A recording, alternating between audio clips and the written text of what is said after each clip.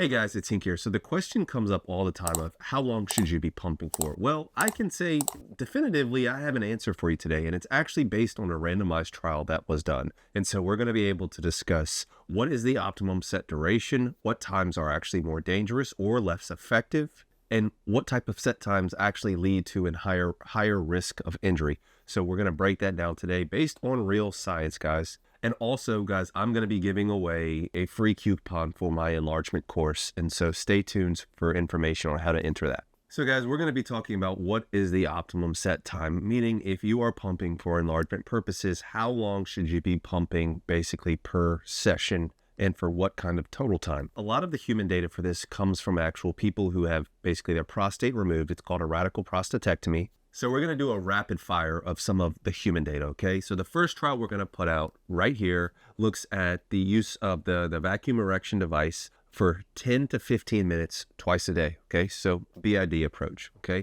Here's another paper here where the patients were advised to use the device to basically get to the point where they are completely hard for about 2 minutes and then relax and then do that for 10 consecutive times. So essentially interval pumping. Here's another paper here that looks at doing 10 minutes per day, 5 days a week. Here's a paper here that says 3 to 5 minutes every 2 to 3 days. And here's a paper here that says 5 minutes and after a short interval of another 5 minutes, basically once a day. Guys, in this article here by Nature, it actually says that, basically most of the set times are between about 3 to 10 minutes when you're just talking about using a vacuum erection device in general. Now, in the PE world, as far as if you get on r/Hink or r/getting bigger, looking at the guides, they can be all over the place. So if you're interval pumping, the sets can be anywhere between like 30 seconds to 2 minutes. And then depending on where you look on some of these forums, people will tell you to pump for 10 to 15 minutes. I'll be honest, guys, a lot of this advice is not based on any kind of science whatsoever. People kind of pull this shit out of their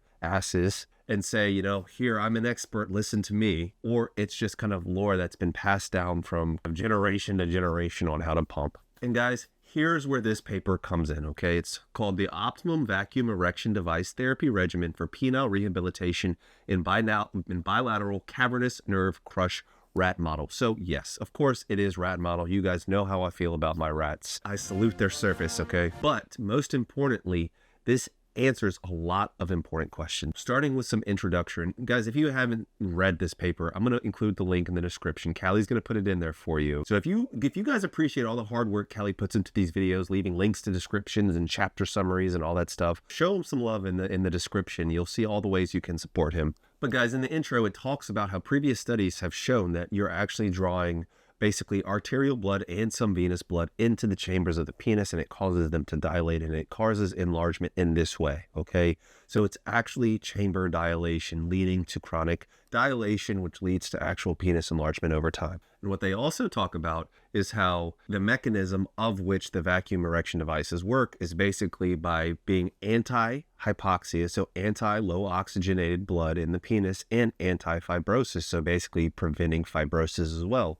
So guys, pumping is a good thing when done correctly, and that's why I'm such a strong proponent of it. But it also talks about how, at least in that paper, when it comes to penile rehabilitation, about 200 millimeters of mercury is the ideal pressure. That's about 11.81 inches of mercury. But in this paper, what they did was they looked at basically adult male rats, and they submitted them to different groups. There was a sham group, then they had a group of basically 2 minutes of pumping, 3 minutes of pumping, 2 minutes of pumping, 3 minutes of pumping, 4 minutes, then 3 minutes, then 3 minutes, 5 minutes, then another 5 minutes, or just 10 minutes straight, all of which had about a 2-minute break in between sets. And guys, of course, in this study, they did pumping daily. I've already had multiple videos on basically why the data does not support the need for rest days, in my opinion, in most circumstances, not all circumstances, guys. I've seen on some of these forums where people will basically quote me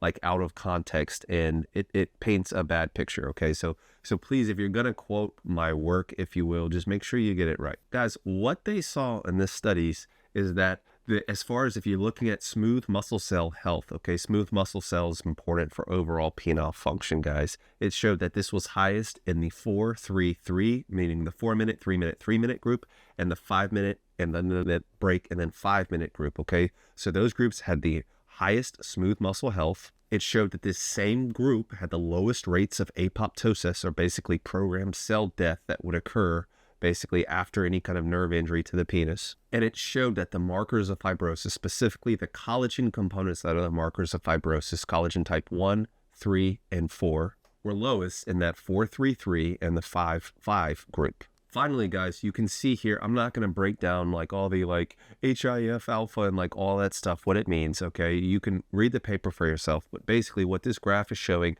is that the markers of actually inflammation and fibrosis and hypoxia are going to be lowest. So in the healthiest group is once again that 4-3-3 group and the 5-5 group. And in addition, the higher expression of your nitric oxide like pathway is going to be once again in that 4-3-3 and that 5 group. And you can see what the data that Callie puts on the screen. I feel like I don't have to say this anymore, but like your nitric oxide pathway is vital for your overall penile health, your endothelial, basically the cells that line your penis, for erection health. And they also looked at penile size and side effects when it comes to these different regimens. And what they see is, importantly, there was essentially an improvement in size in all of the groups except the 10-minute group. So you guys that are pumping for long intervals, you're actually doing more damage than you are good. You also saw the biggest improvement in size when it came to that 5-5 group. Now, guys, if I haven't mentioned this already, it's key to keep in mind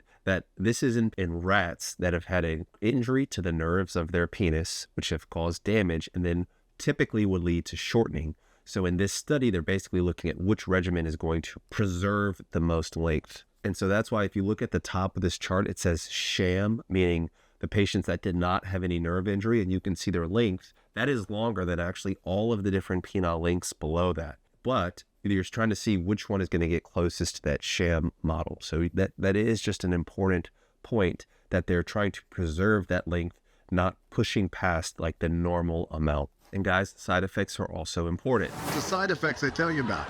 I get the sweats, my bones are cold, my teeth are loose, my heart gets really, really hot. I can read minds, and sometimes I wake up driving a stolen car. And my erections are fantastic. When I wear gray sweatpants, people cross the street. In all of these patients that used the pump, all of them had edema, okay? Specifically, they were measuring this in the rat foreskin. Now, the reason why this matters, because I say all the fudging time that as soon as you apply negative pressure, as soon as you apply a clamp, you are going to start developing edema. Whether you pump for 2 minutes or whether you pump for 10 minutes, edema will accumulate, okay? Some people get caught up on like, oh, is it expansion or is it edema? It's probably both, guys. You can have additional expansion of the chambers of the penis, but there is some edema that's accumulating, and that is important to know. But also, very interestingly, if you look on this chart, the rates of infection were actually highest in that 2-3-2-3 group. Now, they talk about this a little bit in the discussion as well, but the more times you basically apply and remove and apply and remove, you're basically increasing the amount of like introduction of an infection. Now, personally, I don't think this really translates to human models, but, according to this, it is an argument against interval pumping. Interval pumping meaning shorter intervals, and where you're basically inflating and deflating, inflating and deflating. But specifically in this, they're deflating, removing, reapplying, okay, after a 2-minute break. So that is different than interval pumping, where you're just leaving it in place, pumping it up, and then decompressing, pumping it up, then decompressing. They also make an important description here that you need to read. I'm going to read it to you, okay? They said that basically the human skin and subcutaneous connective tissue are denser and tougher than those of rats. Hence, humans are less likely to experience the same effects under the same negative pressure treatment. You can feel confident knowing that your penis is more resilient than a rat penis when you are pumping to these levels. So your risk of like injury or like basically tearing off your foreskin is not going to happen with the rates that it was happening with these rats in some of these situations. So guys, what are some of like the important takeaways from the discussion? Well, number one, duration matters, guys. You can't just assume that like if you pump, you're going to be doing the same thing, especially when you're talking about things like markers of inflammation and fibrosis. Here's a quote. So after the VED therapy exceeded 10 minutes, the arterial and the O2 levels decreased in a time-dependent manner, guys. You guys that are pumping for longer periods of time, like, you should really stop doing that. That is dangerous. That is going to increase the risk of fibrosis and problems. So guys, it's time for the giveaway information, okay? I'm going to give away, I will message you and give you a coupon where you can log on, use my course, and for 100% free with a coupon that I'll give to you. All you have to do, subscribe to my channel, okay? Or just be a subscriber. You don't have to be a new subscriber. Leave a comment and like the video, guys. And I'll go through and I'll select a couple guys that are going to win the course, okay? That's all you got to do.